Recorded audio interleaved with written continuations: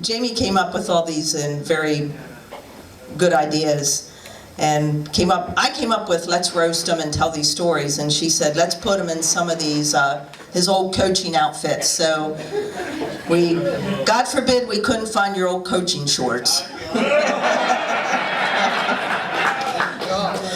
But we did pull out your purple Viking jacket, which you just had your white one on a couple weeks ago, and Jamie said, is he really frickin' wearing that white Viking jacket from 15 years ago? So we pulled him out of the closet, down in the basement, his old purple Viking jacket that he wore every day for about 20 years.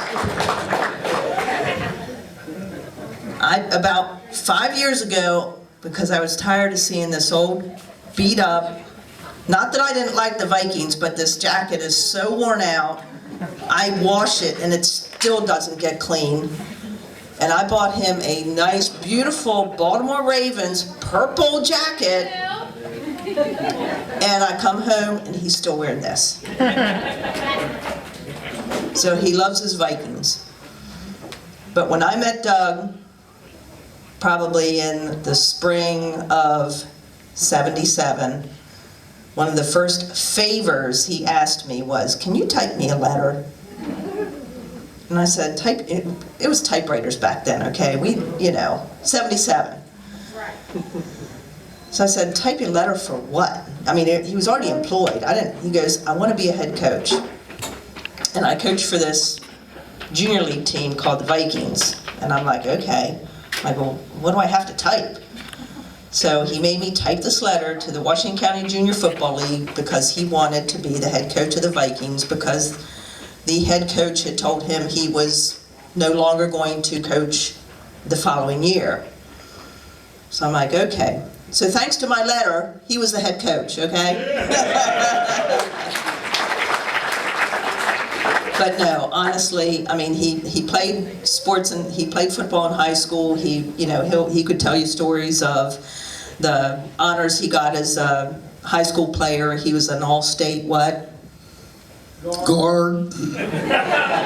Named in the Baltimore Sun. I've heard that many times. Larry Yanos did an article on him, and I had so many articles and stuff to bring, but we just couldn't bring it all, so we bought parts of his past.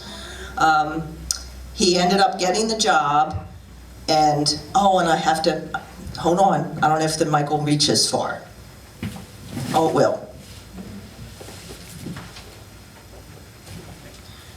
Doug wanted to know why in the heck, all of a sudden, one of his other best men at the wedding was John Bordeaux. His best friend, also with Bobby Forrest, was his best man at the wedding. John Bordeaux was his assistant that very first year he took over as head coach. John Bordeaux and his wife Sharon and Doug and I were best friends until they left Mack Truck and went on their own separate ways. John and Sharon, when they left the area, nobody really knew where they went. And my little investigative ways, I caught up with them, and Doug was wondering why I really did, found him in Sarasota, Florida, only to invite him to this party, Doug.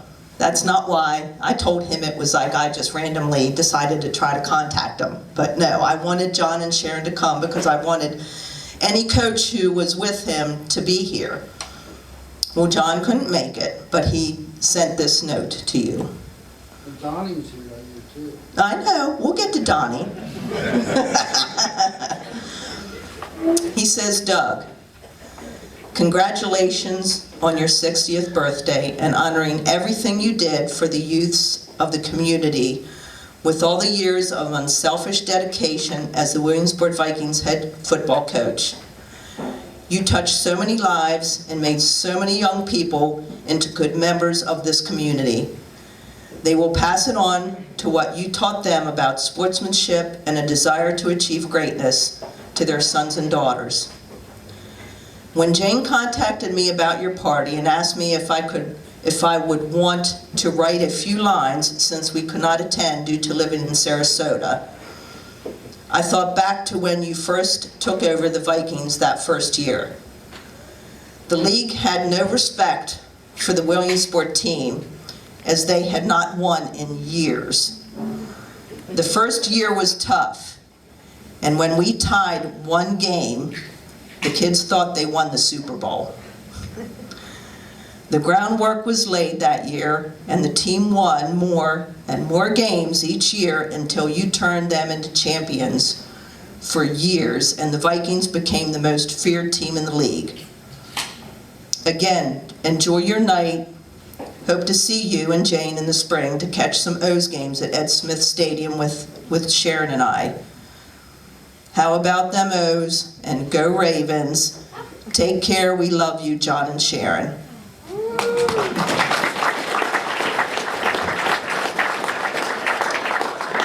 Sharon and I were good friends too, and that first year he took over as head coach,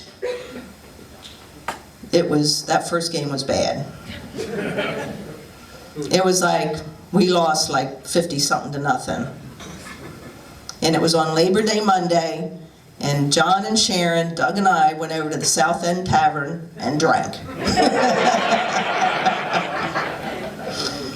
But things changed, and it's just the way Doug is. He wanted to figure out how he could fix it, what he needed to do to change the program. He got in contact with the high school, and Mike Calhoun, which some of you may know, was the head coach over at the Williamsport High School. And his program, he had all his coaching staff from the high school do a summer, it was like a workshop. And Doug asked, can John and I come?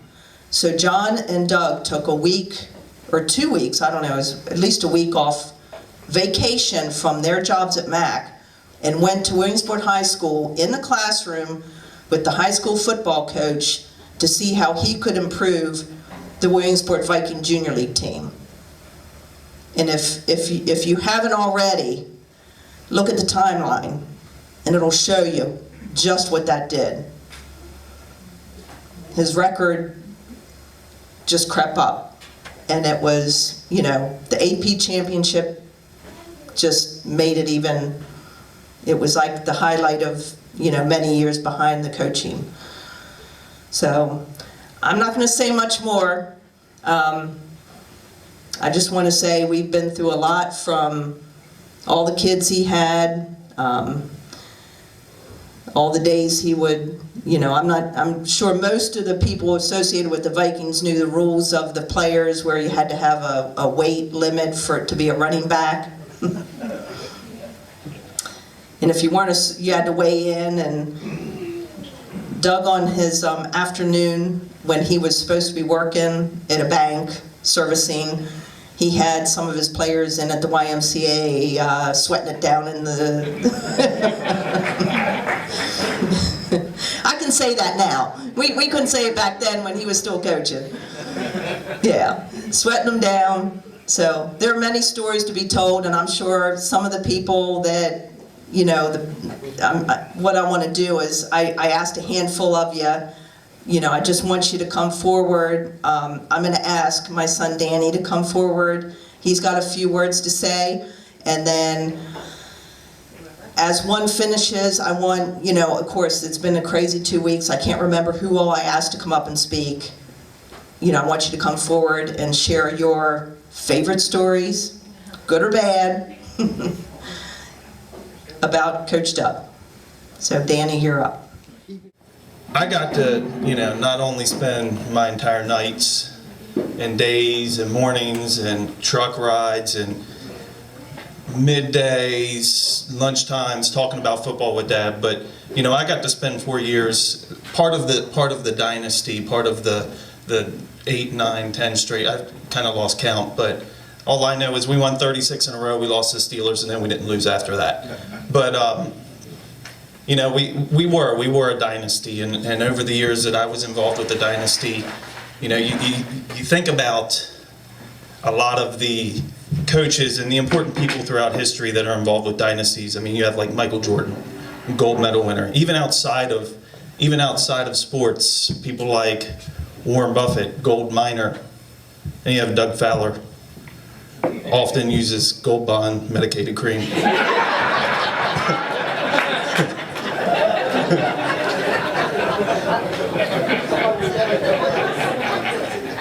In was it 62 that you graduated high school? 72. 22. You were a senior. We're now celebrating you as a senior tonight.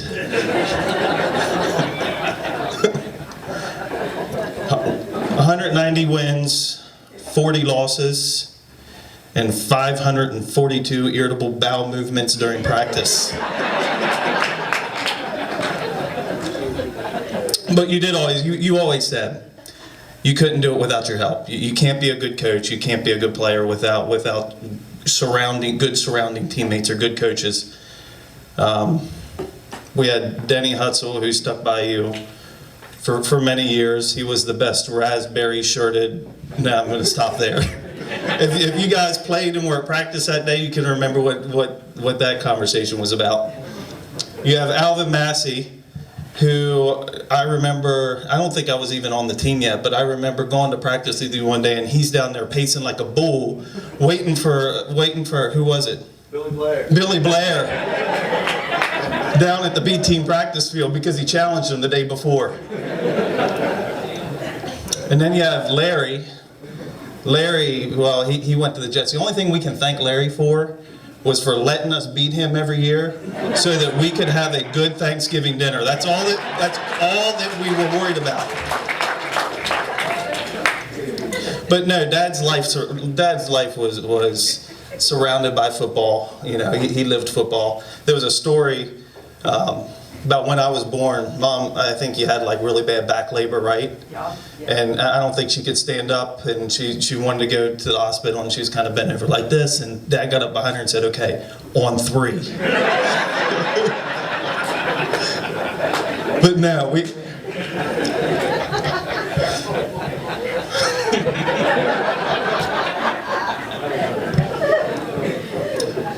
but no.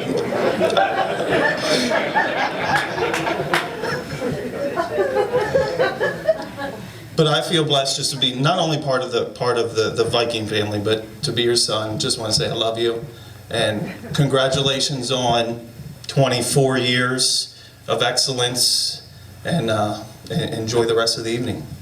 Thank you.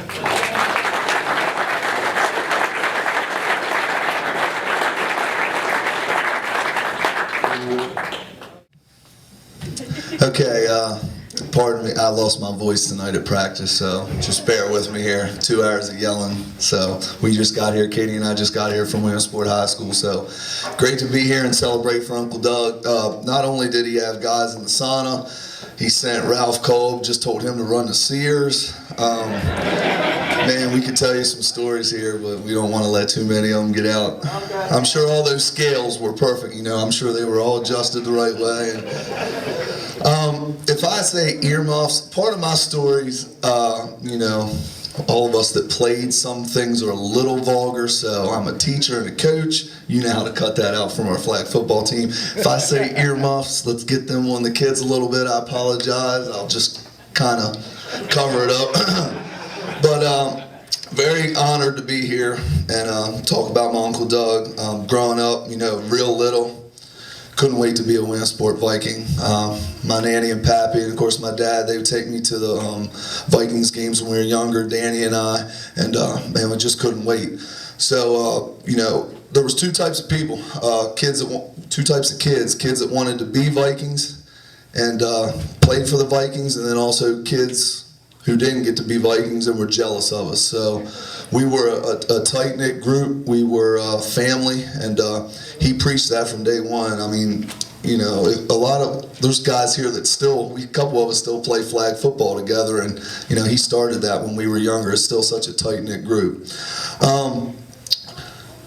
Maybe some earmuffs here in a little bit. I'll never forget, I go to my first Viking practice, and Luke and Jimmy are leading stretches. You know, John, myself, Doug, Greg, everybody, Eric, we're out there, and I'm getting ready to stretch. I'm nervous, playing against these older guys, and earmuffs, I hear Luke go, cock stretches to the right. Now, if you're a Viking, you know what that meant. It's a side lunge. And I'm like, and John, of course, he knows what that is in 5th grade. He's already over. So, there we go. Thank you, Luke. Welcome to Viking football. Danny's first touchdown. I clipped on his first touchdown. I'm a 6th grader.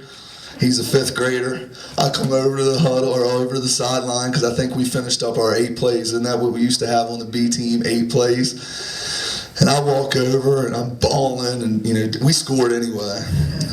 What's your problem, Ryan? He says to him, I screwed up Danny's first touchdown. Who gives an F? We scored anyway. All right. My bad, Danny, for taking away your first one. I'm sure we ran a pass on the next play anyway, so you could get that throw in. I also figured out as a Viking player that it is humanly possible to see a championship coach on WHAG get interviewed 3 straight years with snot running down his nose. We did it! Any of you guys saved those tapes? We watched them at Thanksgiving, snot all over the face. Hey, but it don't matter when you're a champ, right? Celebrating, everybody in the background. As a Viking, you learn the F word is as common as saying the or to or love.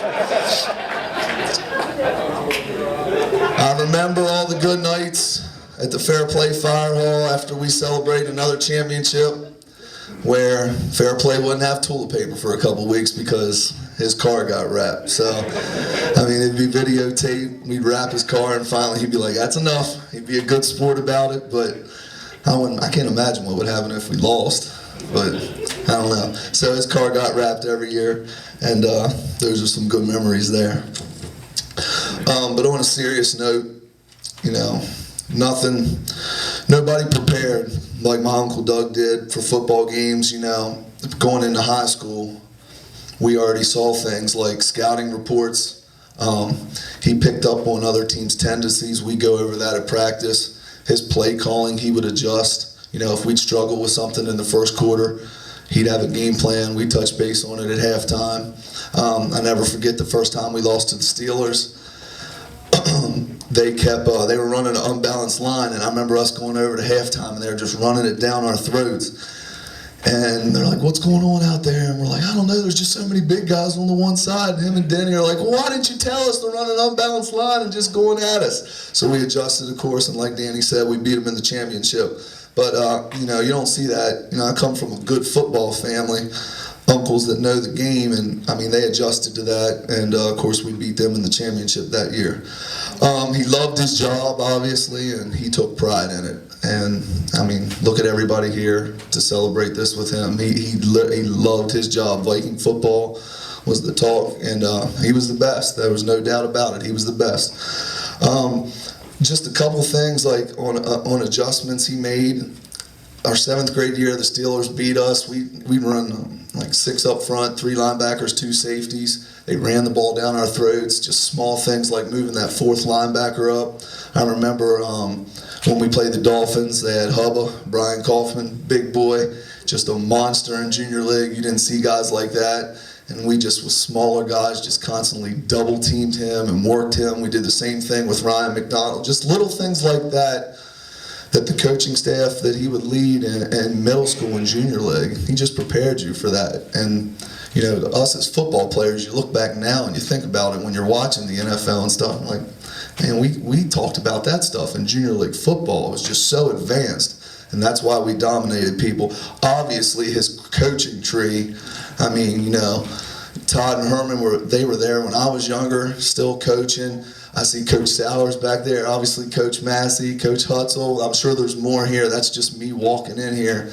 His coaching tree really respects him, and he had a lot of people going and get to continue to teach the game of football. So, that's very impressive. Like I said, he loved his assistants, and I know they all speak very highly of him. And as Danny said, he's the first one to say a good head coach is only as good as his assistants. and he had the great staff. So that's great for him, and that's a reflection of him, that he hires good people and puts people in situations. Even some of the younger guys that I played with were on the staff for a little while.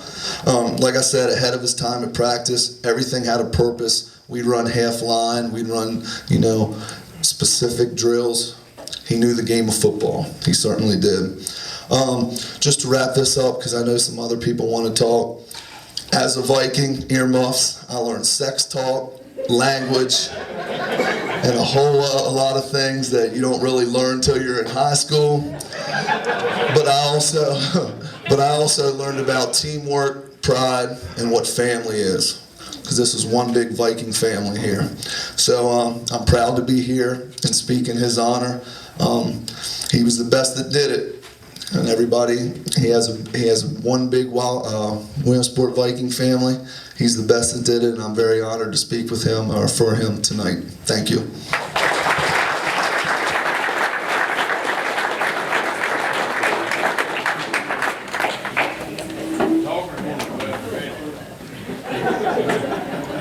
Thanks, Ryan. And as they speak, I gotta add a little 2 cents in some of these stories.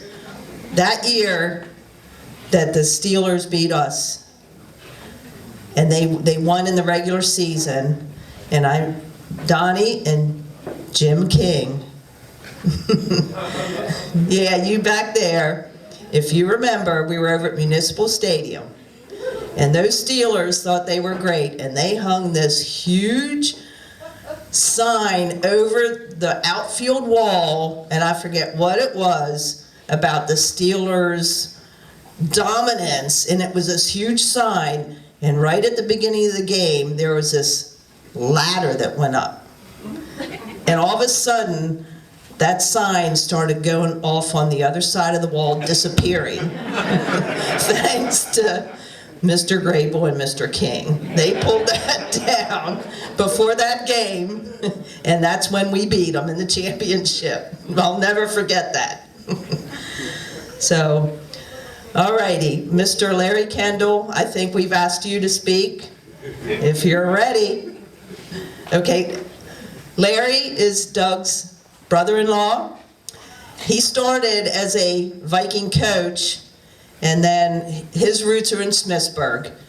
And once he had an opportunity, not only because that's his area, and he played high school there, the opportunity to coach was in Smithsburg. So he left our Vikings coaching team and went over to the Jets.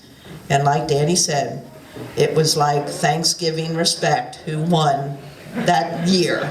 So Larry, it's all here for you. Thank you. First, I'd like to thank Doug for the opportunity to coach back, I think it was probably '83.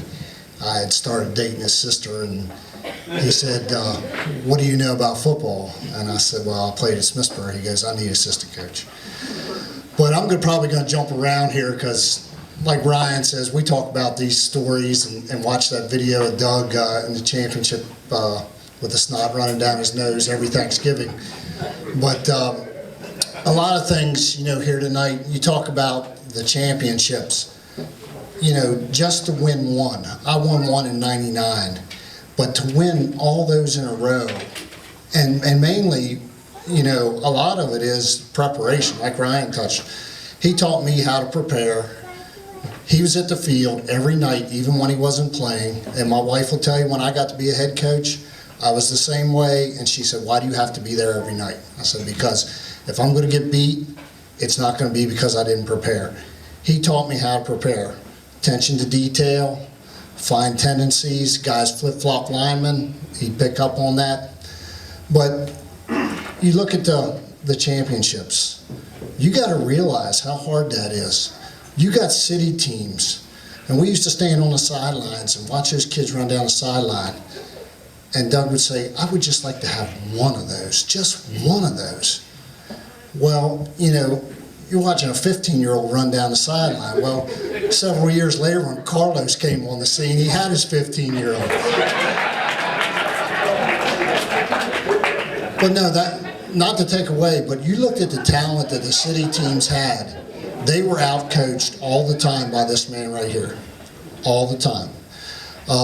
You know, the battles him and I had, my players knew him as well as he knew my players. And they knew Thanksgiving was going to be rough if we lost to him. But he taught me a lot of things, you know, how to press the envelope to the edge on certain things. And, you know, we won't talk about them. We want to get in a little corner a little later. We'll talk about how to adjust the scales during weigh-ins and things like that. But, you know, this guy is way ahead of his time, way ahead of his time. I can't thank him enough for what he's taught me. And I look around here at these guys here, you're here for a reason, because the Williamsport Vikings meant so much to you, all right, and still do, and that's a good thing. You know, how he got the message across is one thing, all right, but evidently you got it. Talking to some of you guys, you're successful human beings, adults, got kids of your own. A lot of good things came out of the Williamsport Vikings. I could stand up here and talk forever, but I know other people want to talk. Doug, just want to thank you. Tell your story about this. I need you to tell that story about the B-teamers. Earmuff time. I don't quite remember that. And Doug's going to have to help me on this one. Doug can tell it. Yeah, you tell this one, Doug. You're good at it. Yeah, Larry was talking to his BT players, and he slipped and he said the word F. And the kids looked at him, and Larry says, "Haven't you ever said the word F?" He goes, "How many of you have said the word F?" And they all raised their hand except one kid. And Larry said, "That one kid, you never said the word F?" And he goes, "Oh, said it, yeah, I said it." True story. That's a true story. Doug, you know, from everything you've done for these people here, prepared me for my coaching career. Thanks again. Happy 60th birthday.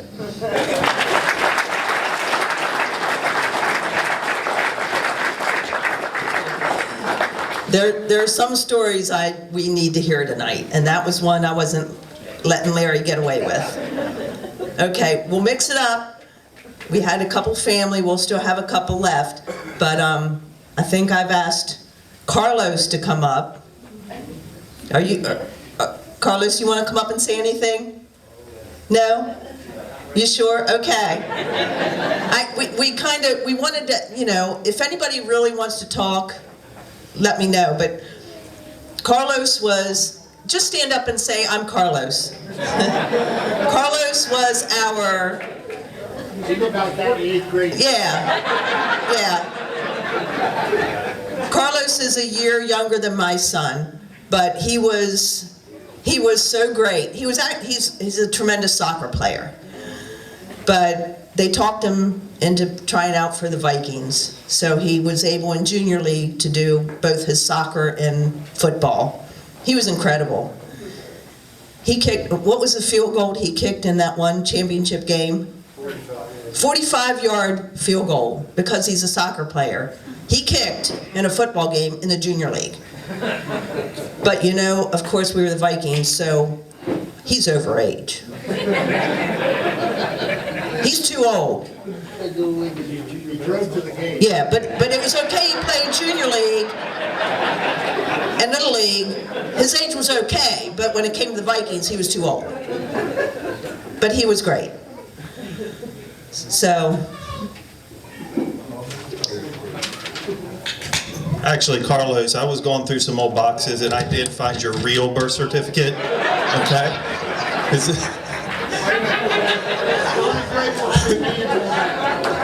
But for some reason, your birth date's blank. that's fun. This is just all the fun stuff that we dealt with through our years as Vikings. And again, you know, when successful teams are successful, they want to say you cheat and they hate you. Mike Schau, a good friend of ours, we didn't really know of Mike Schau back in the Viking when Danny and them were playing. Mike Schau and his two boys, John and Aaron, are very good baseball players, and as we got into high school and Legion Ball, Mike Schau got to know Doug a lot better, and Mike couldn't make it because Mike lives down in Huntsville, Alabama, although Mike came up, made a trip, round trip, back in like a few months ago just to come visit Doug. And Mike told him after they became friends through baseball, said, you know, when you were a Viking coach, I hated you so much because your team wins so much. I had a dartboard and I had a clipping from the newspaper and I threw darts at you. Honest to God, he would tell him that, but he after he knew him, he understood his what? His boys too. So, okay, so Todd, you want to come up and say some things? No? Maybe later. Okay, maybe later. We're not going to be here all night. I don't want to stretch this out tonight. So, I asked Alvin. Is Alvin's? Yeah. But there's one story that Doug, he tells us so many times, and I'll let, if Alvin remembers it, is when Jimmy and John were on the same practice field, and his boy. Okay, we'll let Doug tell it. We'll let Doug tell it, and then Alvin will take over. This is one of the stories I hear. Alvin was coaching a drill, and Luke and Jimmy were in the drill. Luke Benchoff and Jimmy. And Jimmy got up for the drill and kicked Luke. And Alvin come flying across at blistering speed and tackled Jimmy and said, if you ever freaking do that again, I'll kill you. And the parents were all going, what is this coach doing? And I'm going, it's his son. It's his son.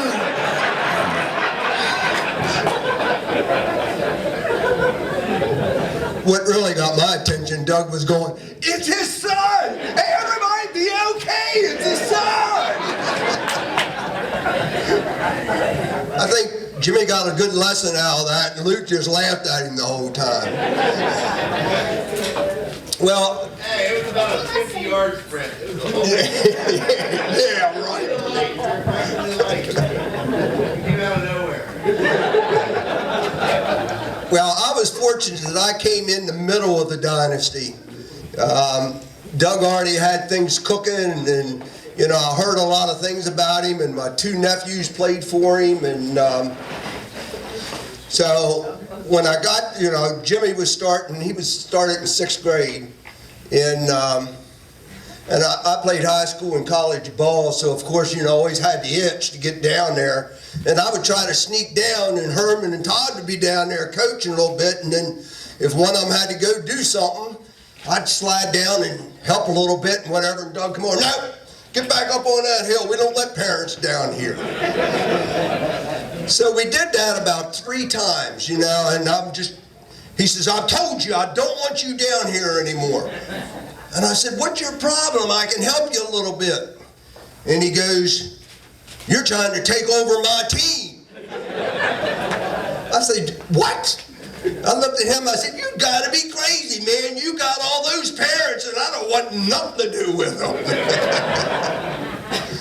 I tell you what, I did play some good ball, but I learned more about football with those years that I was with Doug Fowler.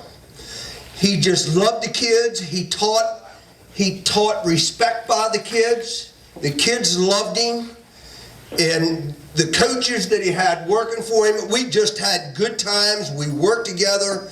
We didn't argue.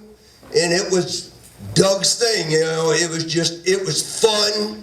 And I got fortunate that I moved up to high school and everything there. They go, why are you coming up with all these plans and stuff for practice? I said, I learned them from Doug Fowler because he would always say, you come to practice, you better have a plan. And that's the way the man coached it. That's why he has all those records there. And I tell you what, I am honored that I had the opportunity to be coached myself by Doug Fowler.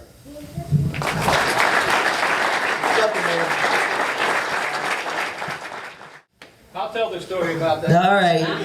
Here's a storyteller for you. Well, I was sort of like Alvin. My kids all went through, and whenever I asked the coach, Doug says, "Oh no, we don't need any parents." So, but Doug and I played high school together, and between our junior and senior year, this big article come out that Doug Fowler was a All-American or All-State guard. Now, Doug had never played a down of guard the whole time he played, but he had this. It was the worst in both, wasn't it, Doug? Yeah, and then his senior year he never played guard either. So he played defensive end, right? Thanks, God, too. Did you? Okay. But Defensive end, well, no, what you were good at was fighting. That's what we did the best. We had a couple stories, a Westminster game and the Williamsport game, and we didn't win many games, but we were pretty good at the fight afterwards. But Doug's got taught the kids a lot of things, and I really appreciate all the things he did for my kids.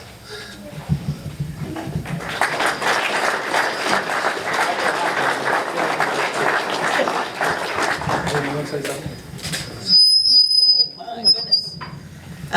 Who else have I asked? I had a handful. The baked dolls, did I have one of the baked dolls?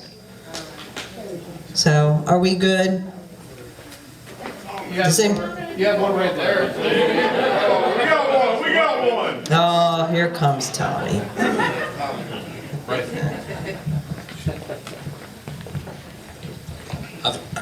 I thought this was a roast. These guys haven't banged on you yet. All the years you banged on us, it's time we give it back to you a little bit. So I played 4 years under Doug, the legend, Doug Fowler. 40-2 career. Jeremy Sowers and I were talking. The one game we lost, I was in 5th grade. Jeremy was in 5th grade, and we were at outdoor school. So we technically only lost one game through our 4-year career. But I guess I was lucky enough to play under him for 4 years. And then I came back as a coach beside him. And then went on to coach at the high school for a couple of years. And I've come to find out this guy don't know shit about football. We're just that goddamn good. We win everywhere we go. What can I say? Right, Doug? He was a hell of a motivational speaker. I rank him right up there with Chris Farley.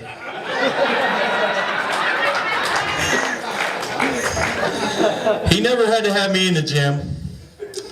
I was only a red striper my 8th grade year. Called an interception, had to do the Heisman because I couldn't run with it. He did let me run the ball my 6th grade year. He said it was a favor to my dad. I fumbled, I never got to do that again. He is a hell of a coach, and he knows the hot runner when he knows it. But long story short, there's a lot of stories we can't tell. He taught me a lot. Like Ryan said earlier, we learned a lot of stuff before we got to high school. So none of that fazed us at all. But it was a lot of fun over the way. I was glad to get to coach with you as well. That was the 1 year Todd let me call plays. I didn't get to call a play because Doug's right in my ear saying, 24 counter. Yeah, Doug, that's what I was going to call you, asshole.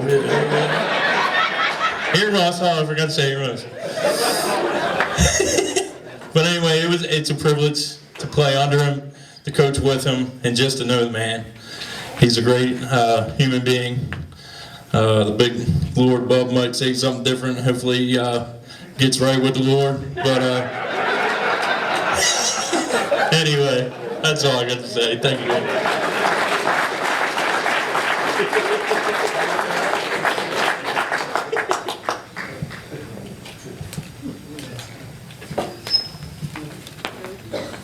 Anybody else I forgot? Todd, you're ready. Come on, Todd. Todd has taken over when Doug left the Vikings in Todd was a player from 1980 to 83. After he graduated from high school, he came back, and along with Herman, to coach. And Herman, you the same year or year difference? Year before me. Year before him. So players that played for Doug came back to coach with Doug, and now Todd took over for Doug in 2001 and is still the head coach. So there's not a lot of turnover there. That just shows you what.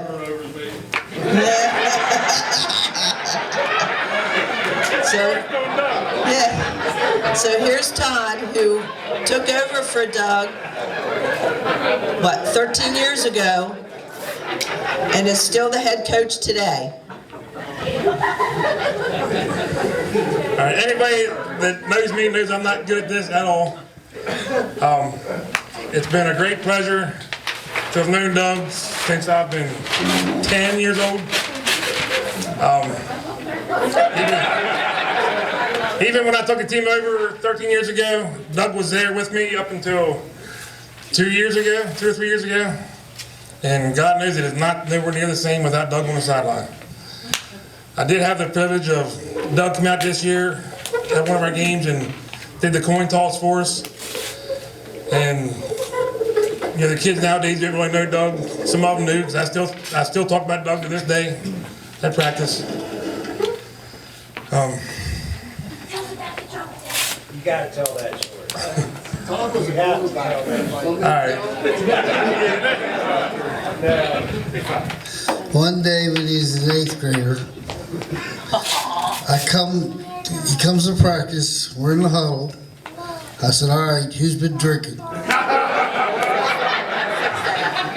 Todd goes, I have.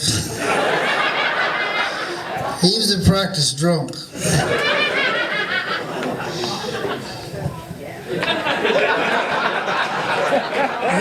That's when we all used to meet at the bleachers at the high school.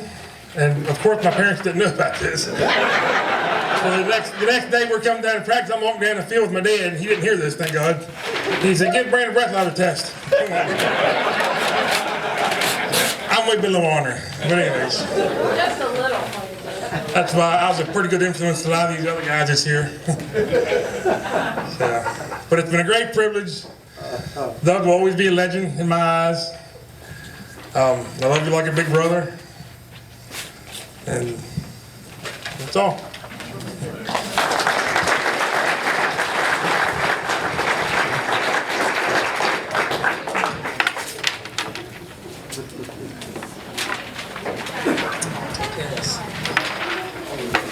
All right, anybody else? No, here comes Luke. Let me tell you, this is Luke Benchoff. Everybody knows Luke.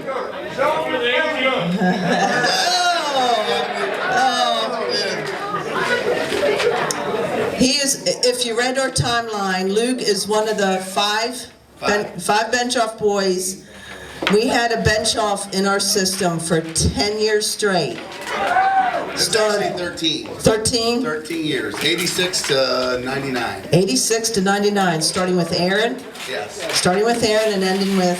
Me, and with then it was Joel, Jacob, and Caleb. Joel, Jacob, and Caleb. So when Pat and Gary, his parents, Jacob's final year as an 8th grader, Doug presented him, that family, with an award for being the long-term parents of the Vikings.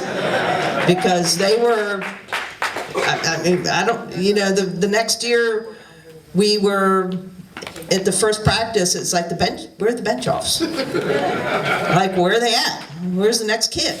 But this is Luke, the 2 of the 5, and he's going to take over.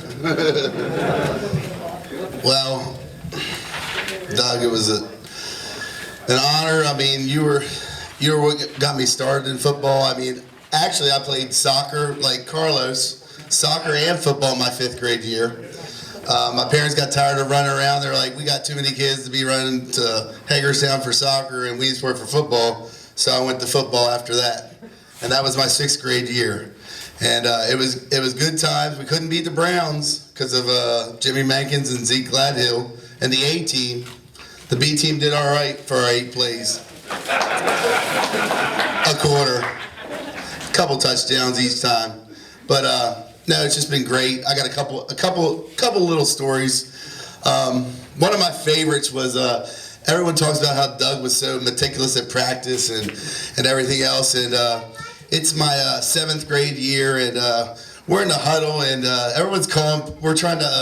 Doug's trying to figure out, why can't we get the play called?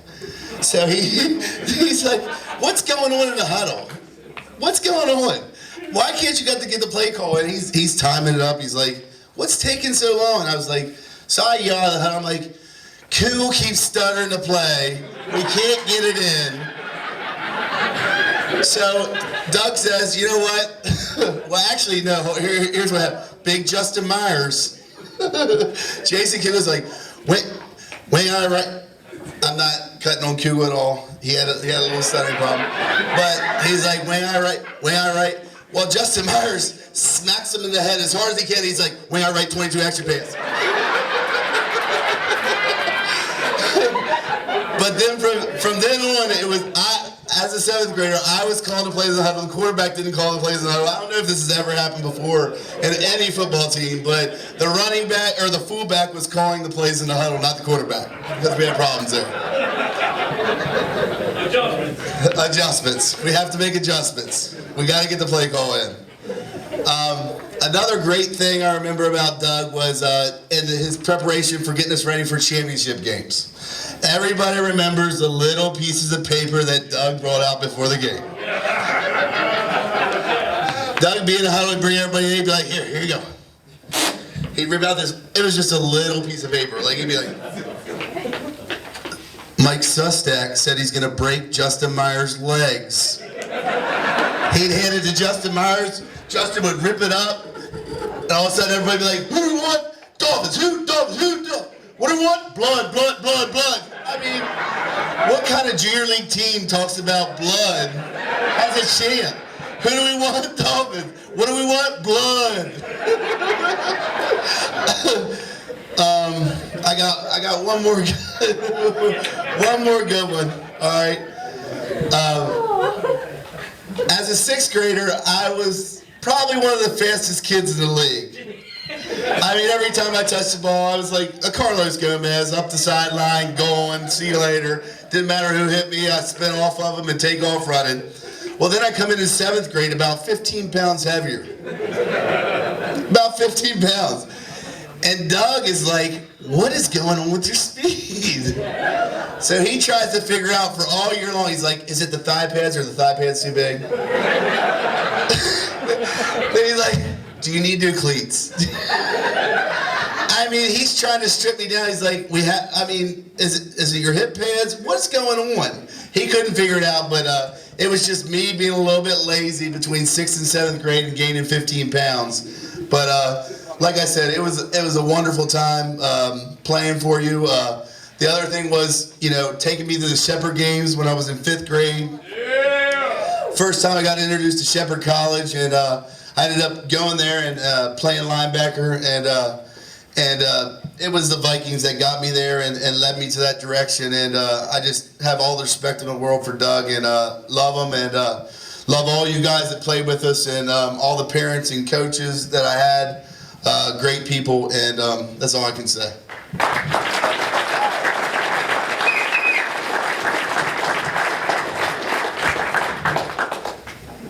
As each one of these guys talk, I think of, brings back memories for me too. When he talked about those little notes that everybody got, I forget what year he started that, but it was like a motivational thing that he had to do. I don't know if it was the year the Steelers beat us in regular season, where we had to come back and beat them.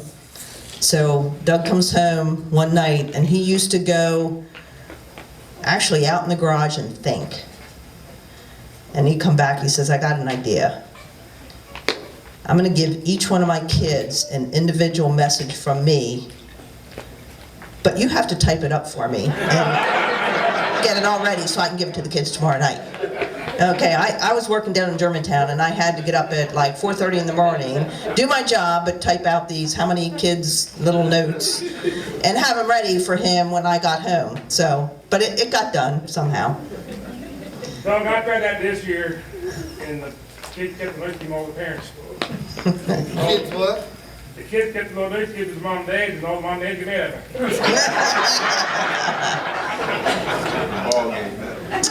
They're not true Vikings.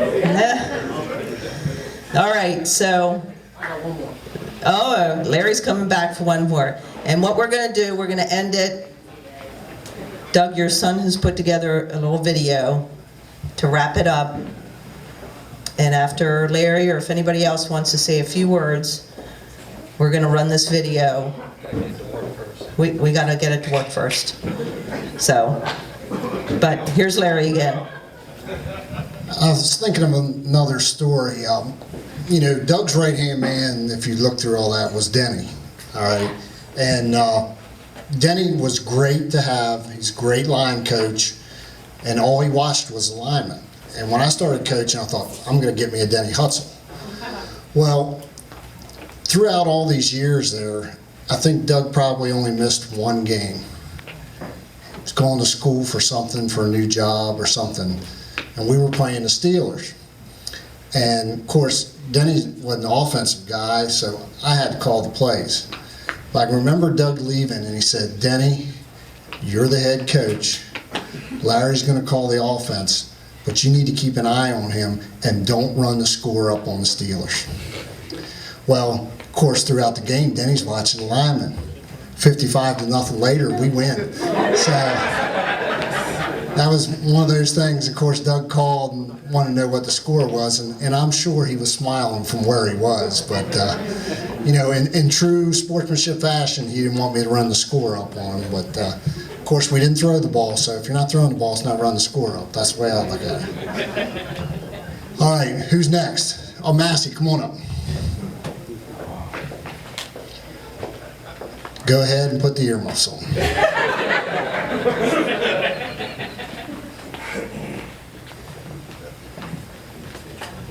I'll behave. The F word was taught to me very young, and I use it a lot.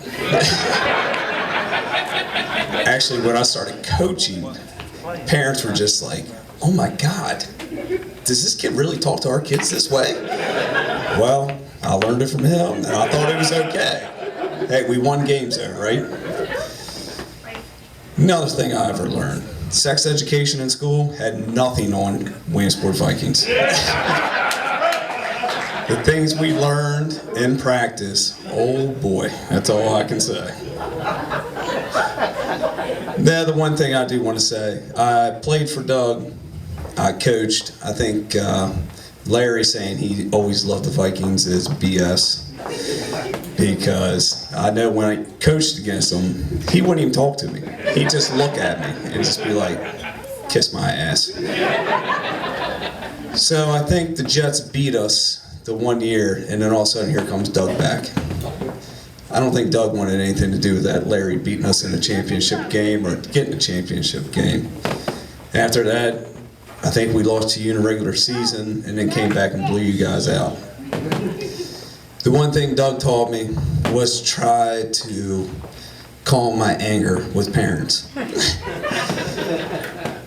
I was never, well, most people know me, I'm a pretty mellow guy. Not very high testosterone or anything, but I had one practice and one kid told me to go F myself. Well, earmuff kids, I went ape shit. I told that kid, get the hell off my field. I said, don't you come back. Well, I got talked in to let him play, and we went up to Hancock. Doug rode with me that game. He's talking in my ear the whole time, you just relax, just relax. Do not, just promise me you will not punch the father in the face. Promise me you will not punch him in the face. Well, Doug was beside me the whole time, and I behaved and let the kid play. Doug has taught me a lot from playing football. He used to get me so pissed off.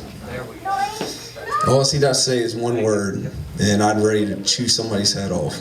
Me and Joel Benchoff, program came out, and Doug saw me. I came in with a painted face. He was like, "What the hell is wrong with you?" So I thought it was cool, spit in each other's mouth, whatever. I spit in, Joel tried to spit in my mouth. I ducked my head and I spit in his face. And Doug was just looking at us like shaking his head. He's like, "Man, you guys have some issues." The one thing was, he definitely taught tenacity. He wanted you to go after people. He got you fired up. And I pulled one of those out of your book. Championship, well, it was against the Bears that we played. I pulled out the little, writing a letter down to the kids and show it to them and say, "This is what these boys are saying about you. You know it's all full of shit, but these kids don't." And just to laugh and see him get all fired up. He's definitely been one of the great mentors. It's one of the coaches out of my whole life that has taught me a lot of life lessons.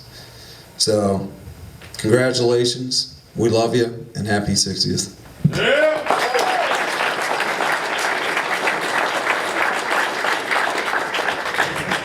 Okay, Doug wants to say a few words. This mic's going off because my stimulator. What stimulator? It's by your dick. Just kidding.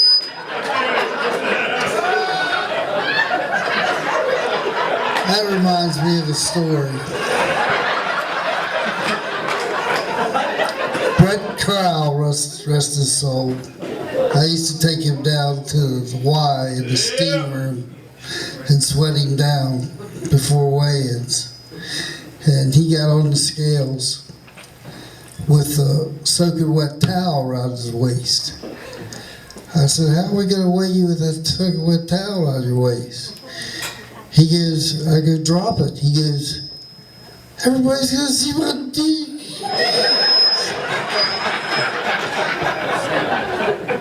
But then we used to have a guy named Bucky Hilliard who jumped up on that scale in front of Brenda, the lady weighing people. Brenda Hart. Brenda Hart, and just dropped his trowel right there. But I want to thank everybody for coming here. I was totally shocked. I mean, I thought I was forgotten. So, I mean, I guess it's kind of like what maybe my funeral's gonna look like, you know? But, I mean, I'm so touched. It means a lot to me.